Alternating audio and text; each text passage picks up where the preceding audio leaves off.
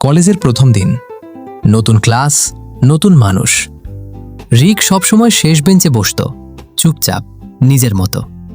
আর তৃষা, সে ছিল একদম উল্টো, হাসি খুশি, সবার সাথে মিশুক। একদিন হঠাৎ তৃষা এসে রিক পাশেই বসে পড়ল। রিক একটু অবাক হয়ে বলল, এখানে কেন? তৃষা হেসে বলল, কারণ সামনে সবাই অনেক কথা বলে, আমি একটু শান্তি চাই। সেদিন থেকেই শুরু। ধীরে ধীরে তাদের বন্ধুত্ব বাড়তে লাগল। একসাথে ক্লাস, ক্যান্টিনে চা, ছোট ছোট ঝগড়া। একদিন বৃষ্টির দিনে কলেজ ছুটির পর দুজন একসাথে দাঁড়িয়েছিল। তৃষা বলল, জানো, আমি বৃষ্টিতে ভিজতে খুব ভালোবাসি। একটু হেসে বলল, আমি না, ঠান্ডা লেগে যাবে। তৃষা হঠাৎ তার হাত ধরে বলল, আজ একদিন ভিজে দেখো, ভালো লাগবে। সেদিন প্রথমবার রিক কারো হাত ধরে বৃষ্টিতে ভিজল। আর সেদিনই সে বুঝল, সে তৃষাকে ভালোবেসে ফেলেছে।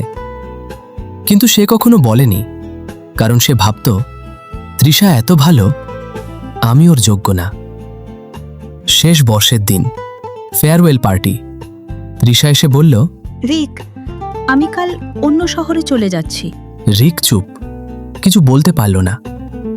তৃষা একটু থেমে বলল, তুমি কি আমাকে কিছু বলবে না রিক? রিক মাথা নিচু করে বলল, ভালো থেকো। তৃষা হালকা হেসে চলে গেল, কিন্তু তার চোখে জল ছিল। গল্পটা এখানেই শেষ হলো। পার্ট 2 শুনতে চাইলে কমেন্ট করো।